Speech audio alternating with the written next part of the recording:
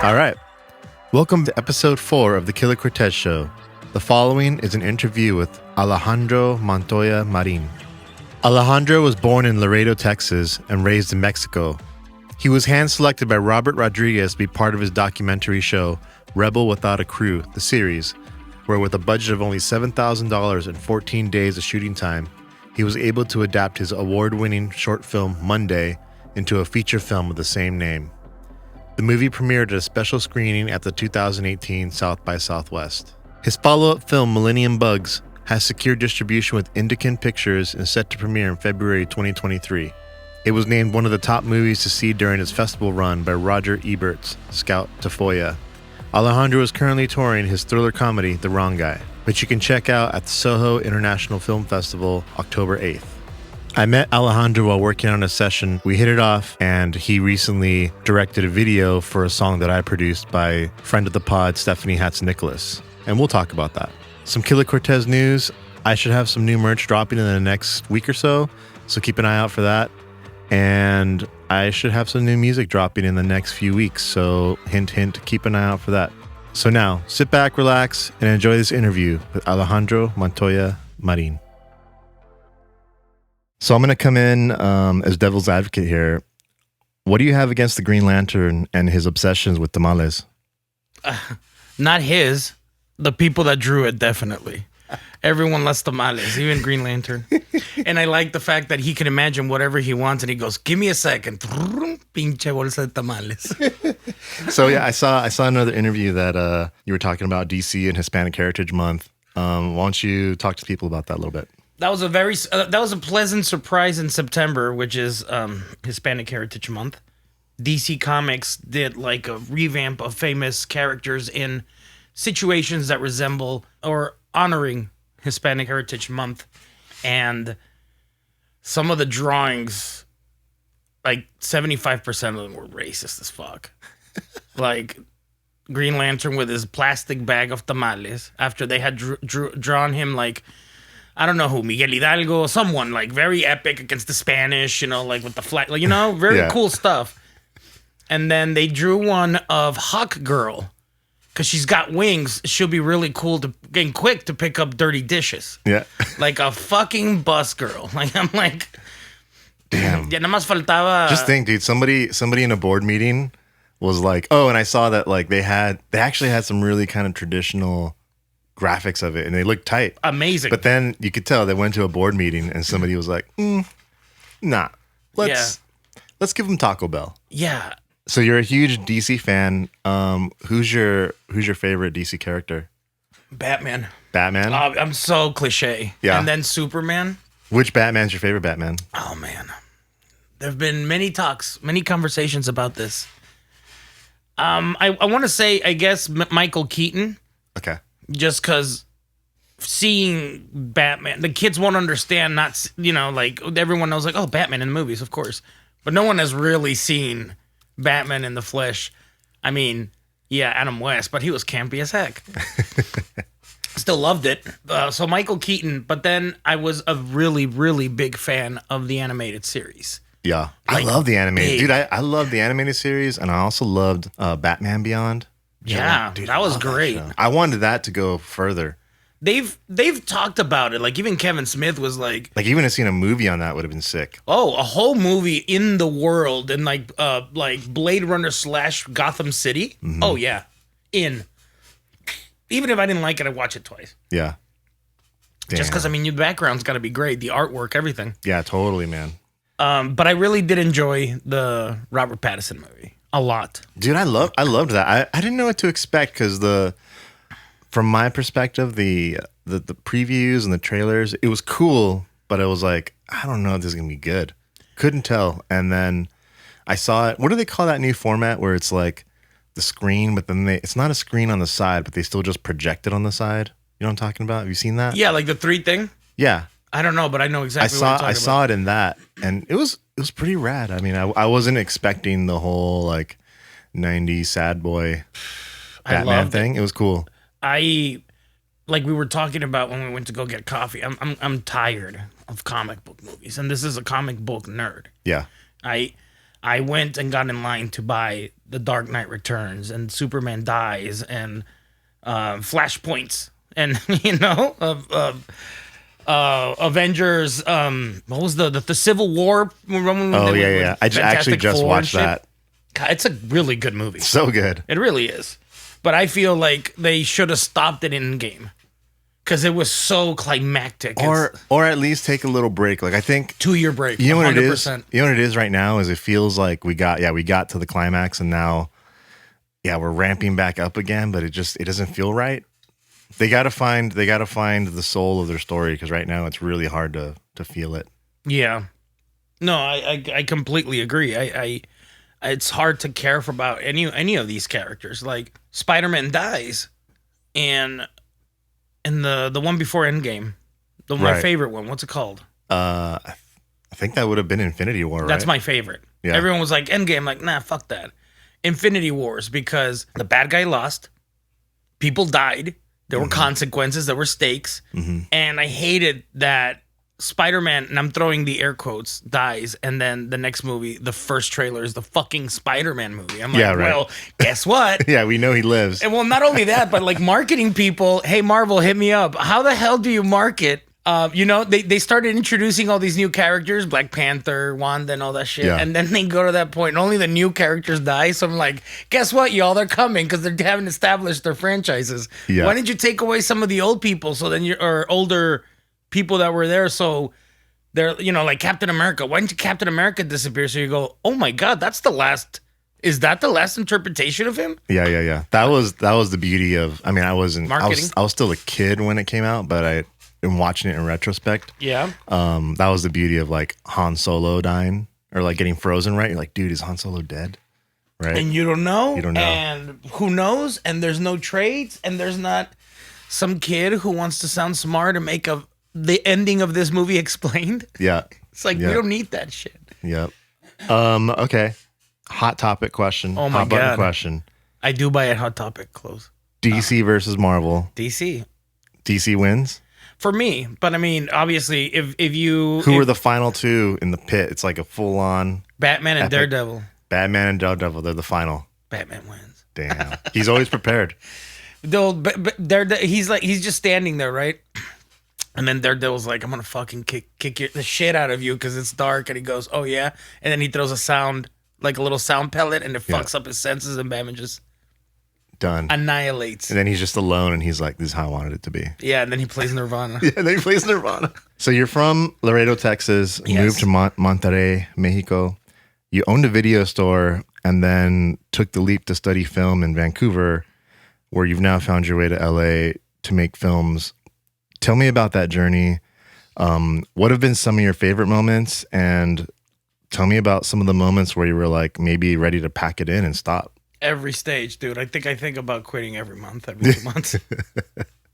For a little bit. No, I don't want. I lived in Merida, Yucatan.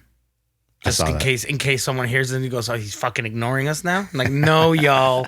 Then Albuquerque. Apologies, then Merida. Yeah. Apologies, Merida. Did you eat iguana down there? They eat iguanas, right? I don't know. You don't know if you ate iguana? You might have had chicken. Might not have been chicken. It tasted great. What's the weirdest thing I've eaten? I've eaten like ants in a taco, and it was awesome. I've had ants, but not intentionally. Great. Oh yeah. Yeah, they got on my quequito, and I just ate it. Great, man. I told my sister, you know what's really cool at the end of the day or when I die or something, if I can go to any of these places, I've got friends there. And that's really cool. And, like when you go to another city and you don't know anyone, maybe something like insecurity might creep in and you don't try other different stuff, that locals try. It's really cool that when I was there, I was like, okay, I'm going to be here for a certain amount of time. I better make the best of it. This was in Vancouver? Vancouver, Albuquerque. Right. Yeah, you've kind of lived around.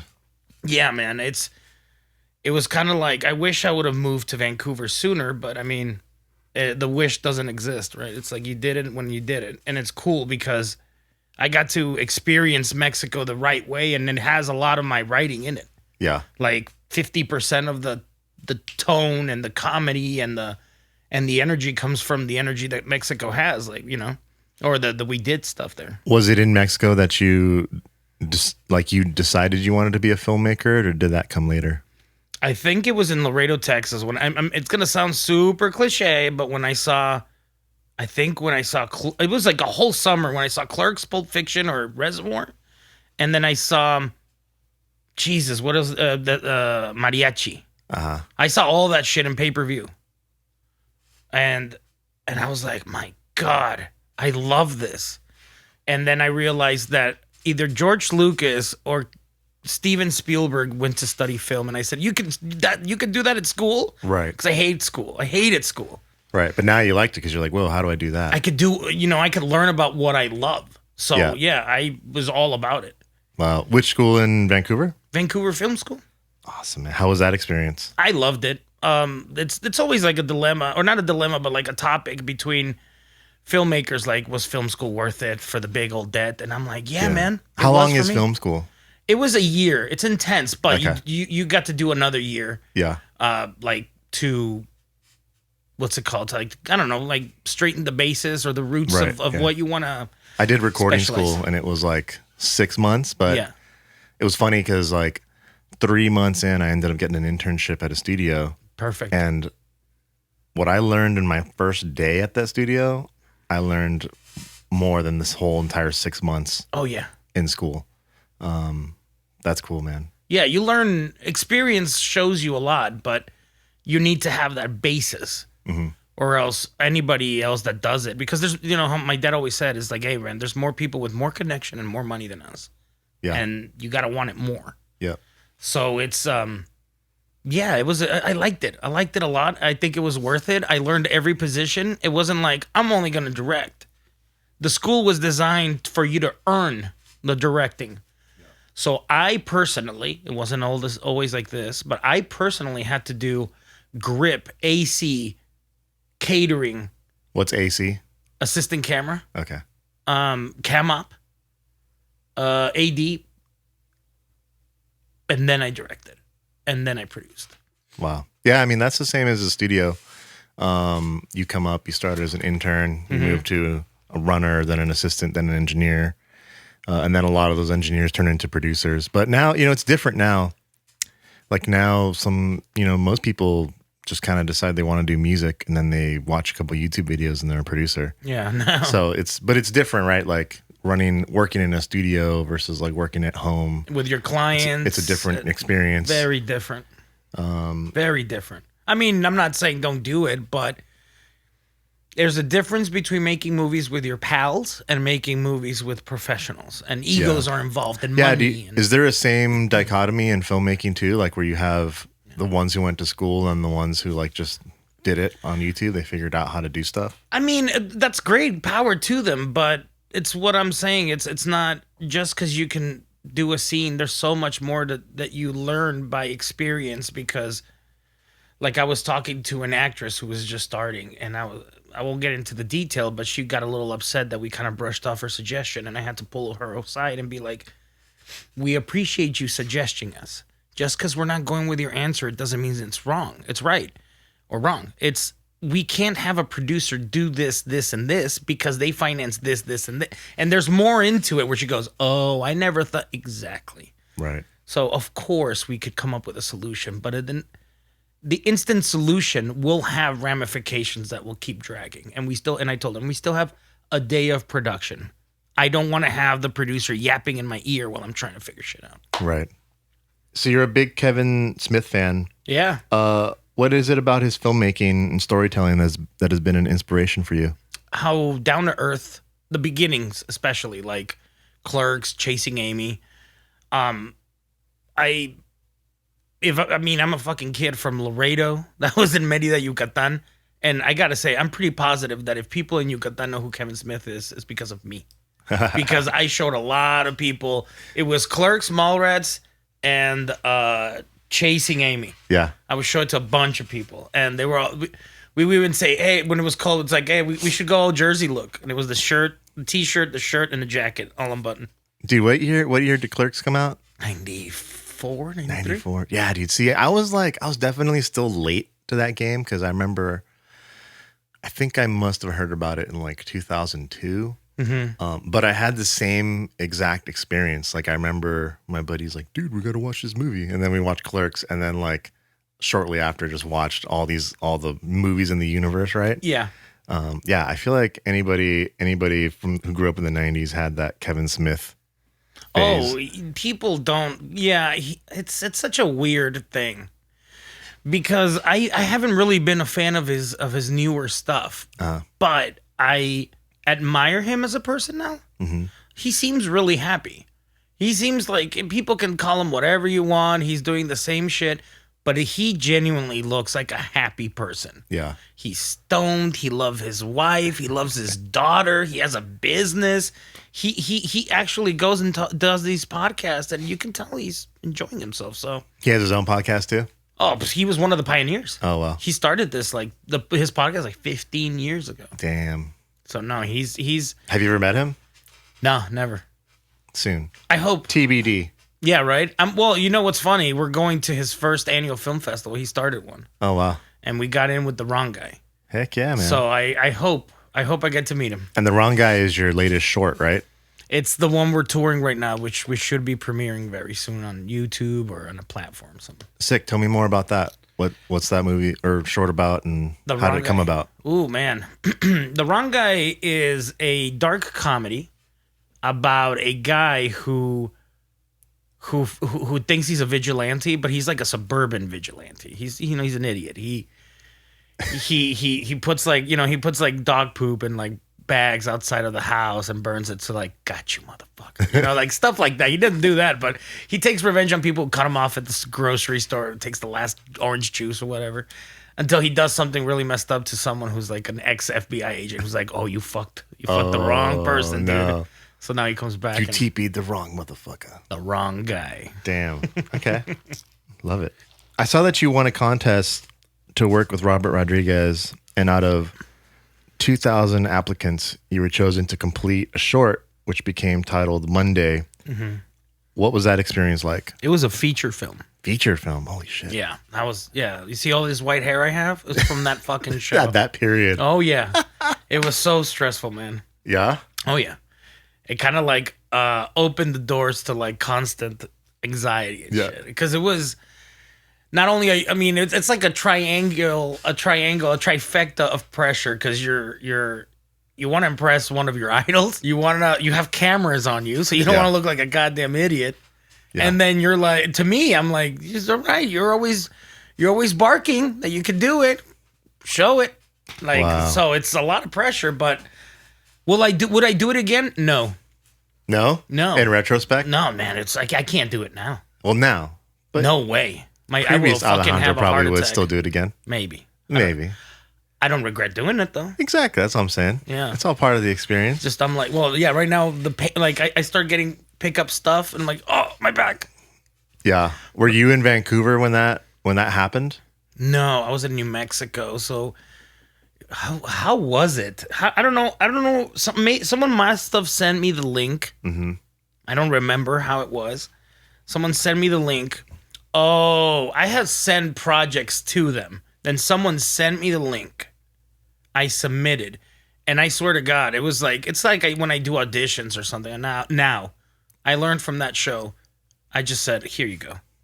Wow. And just walked away. I'm like, there was no way I thought I was going to get it. Yeah. And there was like, 4 or 5 rounds of cuts, and every single time you just kept coming on. And I'm like, oh my God, I might get this. What was your feeling like when you were like, not the final cut, but like round 3, when you were like right there, like semifinals? I started calling people going, I think I'm going to get this shit, like, or I might get this. Well, it was at the same time where someone offered me like, hey, here's $30K. Let's go make that movie. Yeah. And then I saw $7K. And people were like, it's a lot less. And I'm like, yeah, but it's Robert, man. Yeah. Like, my movie will have a connection to Robert. And I'll get to learn. And, I don't know. It's the experience, dude. I mean, was I scared? Of course I was. So speaking of that, what was the biggest thing you learned from working with Robert? To have patience. To be more patient. Be more patient. But isn't he like notoriously known for like doing films under extreme pressure, like no funding, as fast and as quick as possible? Like 30 years ago. Yeah, not now. Motherfucker don't have a problem raising money. Yeah, right.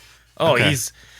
everything comes, just because he has a budget doesn't mean that there's no pressures that come with it. Like, I heard that Alita was a very tough production because he has, produced by James Cameron. And James Cameron is a tough motherfucker. Could be rude, whatever you want. Whatever you want to call it. I'd rather have a leader that's rude to me, but I get to make, Titanic, where it's like, yeah, I did the number one movie. I don't know. To me, I like it so much, and I'm not going to take it personal. Once it starts becoming something psychological or I'm causing myself harm, then that's a problem. But Robert has the ability of incorporating yoga and meditation to his set, and whenever he starts getting stressed, he just turns around, meditates for like 10 seconds, comes back. What's up? All right, what are we doing? Wow. Do you have any particular Robert stories that stick out in your mind where you're like, oh, that's really cool, or that just really impressed upon you something? I mean, this man impresses me all the time. How candid he was. Like, there's moments in the show that there weren't. There's stuff that's not choreographed. There's like, the show is very real, but some things need to be planned out. Like, Robert was in post of Alita, and that's a big deal, man. Alita is a $200 million movie, so he still managed to find time to hang with us. You know what I'm saying? So one time, he's known for working at nights in the middle of the night because no one bothers him.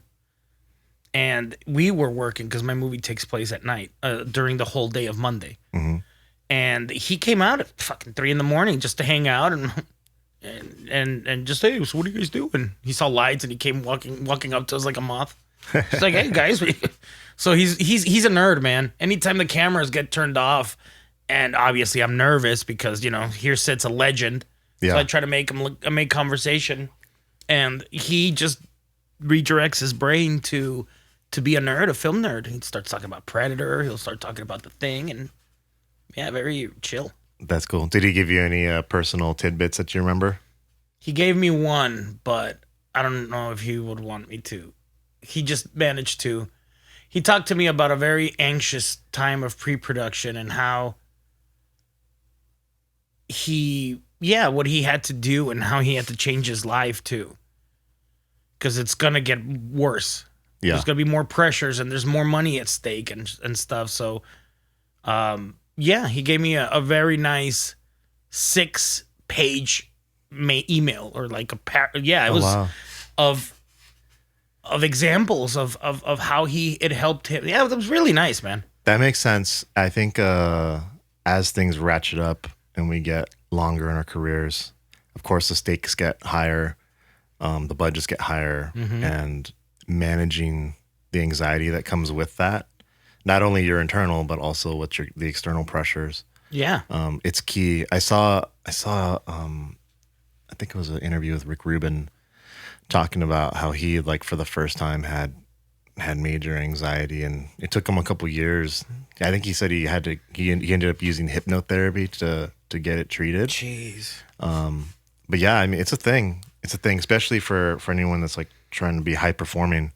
Yeah, and it's because it's a multiple thing. We care about it so much, man. We care about it so much. We care what we put out in this world under the name tag of filmmaker, and what we were talking about. Like, you could say whatever you want about Tarantino, but the motherfucker doesn't have a bad film. I mean, yeah, his worst movie is still better than some filmmakers' best film, and that's because he cares and loves, and I mean, amongst other things, talent, whatever. Yeah, budget, backing, time. You can tell he never mailed it in. Exactly. Never. That's exactly my point. This cat would, yeah. And I like that. I like someone that puts the time and effort. What's your favorite movie WTF moment? Movie, I mean, the Pulp Fiction, Marvin getting shot. I remember screaming in the theater like, what the fuck? I did not expect that. Okay, I like that. Correct me if I'm wrong, but you've made 2 feature films? Yes. The latest being Millennium Bugs. What was the hardest part about making a feature film? I'm in music, so I have no idea what that process entails. What would you say is the hardest part about making a feature film? Making a movie for that amount of money so I can pay people and still have enough time to make something good. Right. Stretching a buck. Raising the money was really hard because I had to raise it through Indiegogo, but we were able to raise the funds. Yeah, That so was that's really cool. That's the nice segue to my next question, because one thing I've always wondered about filmmakers is, what is the process like to find financing for a film? Like, are there networks of angel investors, or are there patrons, or is it just like music where you kind of just you build your network and you kind of find your ins and you find your partners? I think it's a mix of all of that, actually. Yeah. It's like a paella of all the of all the examples you just did, because there's angel investors. So Monday obviously was the 7K because of the show, but then Millennium Bugs, after Monday, people really like supported. It was great to I honestly, hand to God, I'm an atheist, but I think I grew up in a Catholic home, so I have the phrases at times. But I did not think we were going to raise half. And we were able to raise $55K. That was pretty cool. Wow. So we shot the movie for that. How many donors, roughly? I'm going to lie, but maybe like 400. Wow. Something like that. That's amazing. That. Is that good? I thought that would be bad.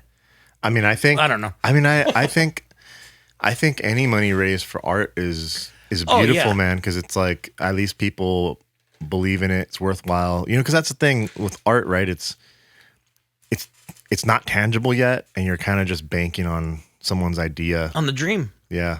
I tell that to my mom. I'm like, I operate on dreams, Mom. I don't know. Yeah. Well, that's what I say. Yeah. I tell people too, like, as a producer, I'm selling sculpted air. Yeah. And that's why I try to do as much stuff, because once I'm trying to get something else developed, I show them the other things that are coming down the pipeline, so they could look at all the variety. Like, it's exactly the same. You've been producing some really like big ass bands, man. And I'm sure that in order to get to that point, they had to go through your catalog and go, all right, this cat knows what he's fucking doing. Oh yeah. There's always the little check. Of course. What is the worst advice you see or hear being dispensed in the filmmaking world? Oh, there's so many. It's like, how much time you got? There's so many, dude. It's so weird because some people might take it the wrong way, but I feel like some people will tell you got to follow these rules, these set of steps, this manual or whatever, map, whatever. And then some people, the opposite side, are like, fuck it, don't listen to anyone, just do it. And there's a plus and there's a negative to both. Mm-hmm. If you're always impulsively just going to shoot all your shit, technically will start looking the same, the scenarios, you got to think about it. Just because you could go shoot a movie in 3 days, which I don't recommend you doing, dude. I got lucky with Monday. I managed to get lightning in a bottle, and I don't think it's going to happen again. That's why. But it wasn't just me. It was the night. It was my +1, the actors giving it everything. So there's that. And then the other one is no, wait till this is good. And I think that's a detriment of you trying to take risks, because if you always wait, then I've seen a lot of filmmakers wait, and out of nowhere, they don't do shit for 3 years. And then guess what? You get rusty. Yep. So when people are always, Alejandro, why are you always doing short films? I'm like, because I'm practicing. I don't want to see a step back when I go make movies or something. Yeah, you're honing. Mm-hmm. And in different genres, the better, because at the end of the day, it's all storytelling. Mm. Yeah, I definitely lean on the fuck it, don't listen. Mm-hmm. It's a great premise. Blaze my own path. But, I recently saw a quote, I think it's like a Seneca quote, and he says that fools learn from experience and wise men learn from other people's experience. Mm-hmm. But I also think in the creative endeavors, like, that's where a mentor can come in and really help. But even then, like, everyone has their own experience, and it is like, not only is what we do creative, but the way we create our lives to do what we do is creative. Mm-hmm. Like you live different, you have different jobs, you do different things to sustain yourself. So it's like, I don't, it's hard for me to say that there is any one way. Like, I'm sure it's the same for music and film. Oh yeah, I admire the art form so much that I'm very hard on myself because the people that I admire have conquered, Sundance, and I've never been to Sundance, so I get down on myself like, well, how did this girl do it, and what did they do? Well, they just sat on the couch and talked about how cool it is to have fireworks in 2022. I'm like, well, guess my shit ain't that good, and it gets to you because, the political turn is coming or whatever the hell may be, but I think the older I get, I'm just, just do the best job you can. Because then it takes away from you actually being effective with your time and creative. I think time has slowly. I used to take shit really hard. Yeah. And focus on like, I'm gonna get back. I'm gonna get back at them. Oh yeah. I used to be like that. When are you born? December 81. December. So what are you? Capricorn. Capricorn. I'm a Scorpio. So I naturally had that. Yeah. I definitely have eased up. Me too. Eased up the stinger, but It's different because people hearing us, oh, look at these revengeful folks. It's not that, man. It's having to be Latino in another business, and then I don't know you that well, dude. Like I know you a little bit, but is all your family music people, artists? No. That adds an extra fucking pile of it. And then third, are you fucking rich? No. Then that's another pile. Like, so you can't.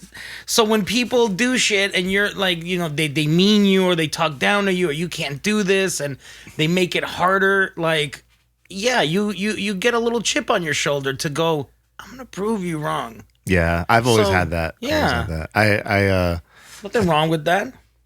Yeah, I said last podcast that I joined the high school football team just to like prove that I could do it physically. Like I didn't know the plays in football. I didn't know all the players. I was like, whatever. I just want to make the team to show that I can do it. I've always had that.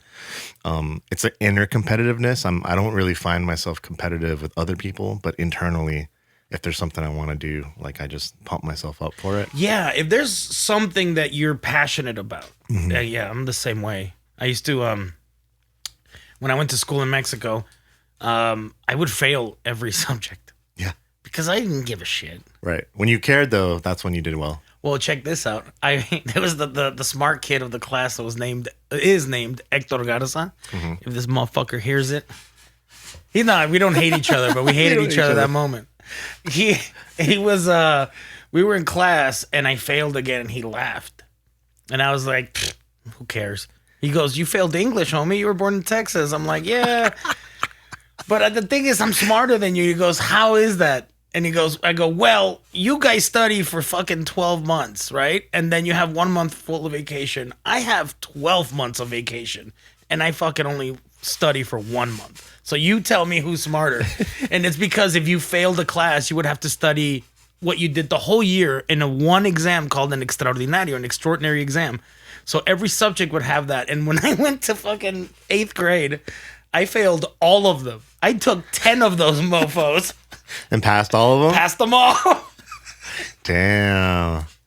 It was great. My mom hated me because my mom was dropping me off at the school going, Alejandro, don't fail. Don't fail. You're because like, I'm trying to fail. It's all part of the plan. Mom, get with it. Yeah. Haven't you read Fail Yourself Forward? I haven't, but I'll play it off like I did. What advice would you give to aspiring filmmakers? This is weird. Well, not really. It's gonna be, look, it's not gonna be anything groundbreaking. Mm-hmm. But just if you really, really want to do it, do it. Don't do it because it sounds cool. Because the glamour is it's gonna fucking wash off in like a week.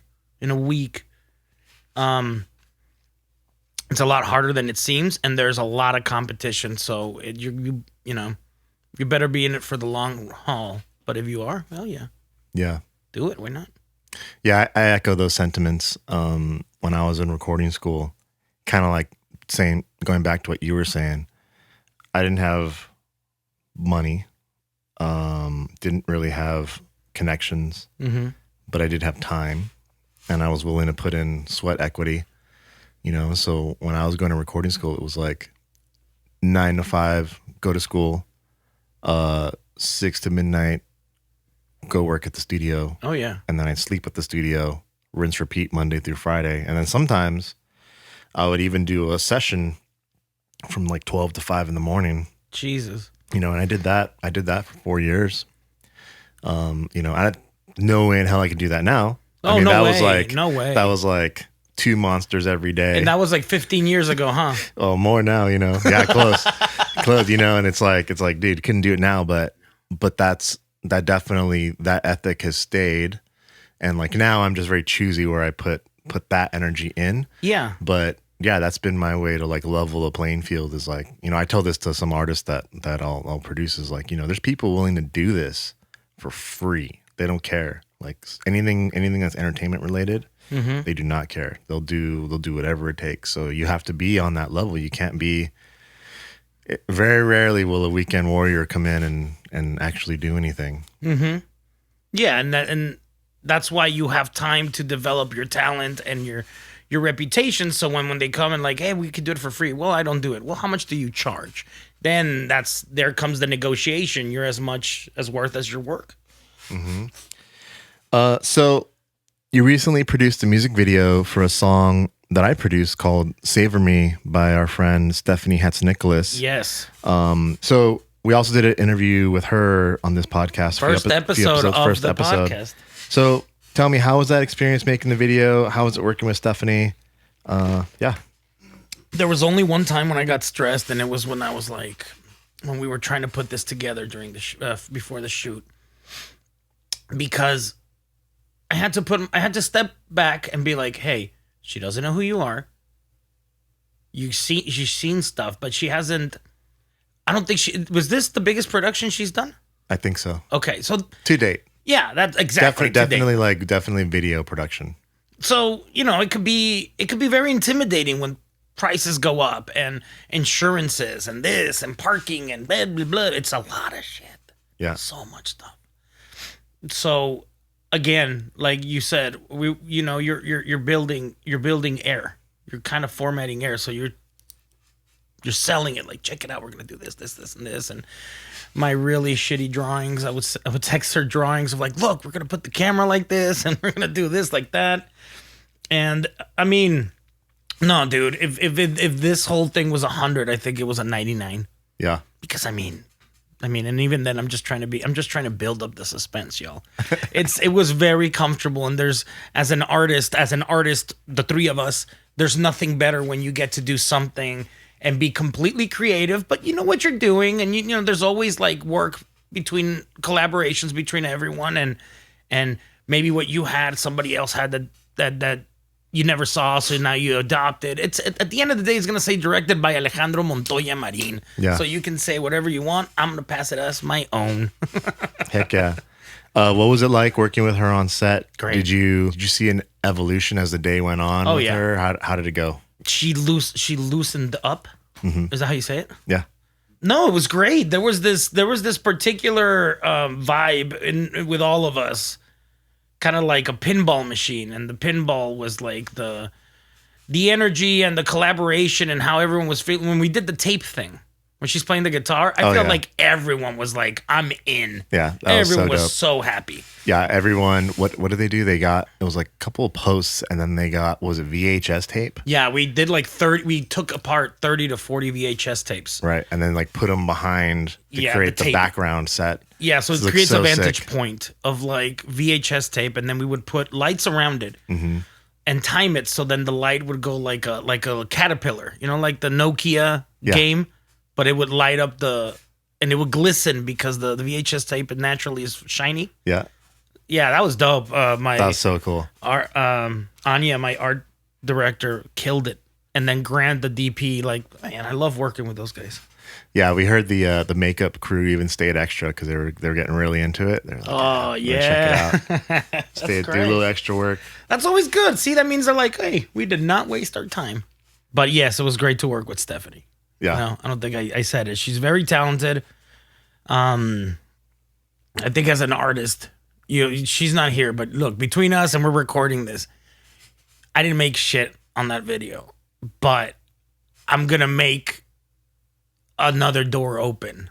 Sure. Because of it, I love the video, man. I think it's my favorite music video I've directed. Do you have a quote you live your life by or think of often? Yeah, man. I mean, you don't live life twice. You don't. And my uncle showed me my uncle passed away like 5 years ago, or maybe more, like 7 maybe. But it wasn't. We've all had family members pass away. But the way he passed away was very. It shows you something. It wasn't dramatic. It wasn't. He just fell, or plummeted and died. He had a heart attack. Damn. But he was very healthy, dude. Yeah. He had a 32 waist, dog, and he had 65. He had a 6-pack. Wow. He got up every day. He swam. He took care of his diet. He was a scotch drinker, but hang on. He was I'll have a scotch drinker. Right. One scotch. Barely smoked. Wow. Barely. And I mean, probably hadn't smoked in 15 years, and he died at 65. Wow. So my dad, at that moment, my dad's like, I don't know when I'm going to go, so I'm going to have a good time. And I think that's something, because here's someone who was very successful, has a great family, healthy as shit, lives a nice life. And he got up to go to the bathroom and he fell. Well, not fell, but he just had a heart attack, fell down to the ground. So I guess it's that, man. It's learn to relax, because we're also programmed to, if you want to succeed, you have to work nonstop till the rails come on. And it's like, yeah, that's good for a bit, but yeah, you can't do that all the time. No, you gotta. There has to be some kind of balance. I try to take a day off a week where I literally don't do anything. Yeah. Get up, coffee, order food, watch movies, and that's maybe walk my dog. No, I do walk. Yeah, one of the big things that I've recently been focusing on is reducing like my input. Just people trying to reduce a lot of the chatter that's coming at me. Like, I'll get a ton of questions, I'll get a ton of calls, I'll get all this stuff and like new projects, and it's great. I'm very lucky to be able to be turning down work and stuff, but even just the inquiry can kind of get stressful, because you got to think about it, right? Yeah. So yeah, at this point now, I try and I'm like, all right, if I have a table and these are the things that I can do, I'm trying to run at about 80%. And make sure I can live my life like 80%. I don't have to max out. Because I think if you're trying to hit 100% all the time, like, you're gonna pay for it down the line. Oh yeah, and in a matter of time, because it's news and finances and everything. Like I said, everything piles up. Family, inflation, whatever you want. It'll. People are like, that's fine. It slowly starts building until you can feel it. You're like, kind of stressed. If you could put anything on a billboard, what would you put? I don't know. Oh, a QR code to a Spotify playlist. Just QR code? No, just a QR code. No context? Nothing. So people are like, what the fuck? And then they play it, and then it's like, hey, man, it's good music. Dude, that's actually a good idea. You should do... That's actually not a bad idea for a promo for a video. For a music video, Greg. Dude, you should... I'm actually not going to say this. I think it's actually a good idea. Pause this shit. Yeah, pause this shit. That's not a bad idea, dude. What have you been working on lately, and what do people have to look forward coming from you?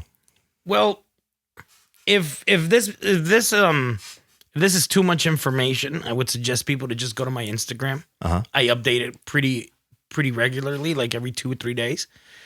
But we're touring a project called The Wrong Guy, which is the one we talked about, and it's going to be screening in Soho, New York City, October 8th, Saturday at 11:30 in the morning, part of the Soho Film Festival.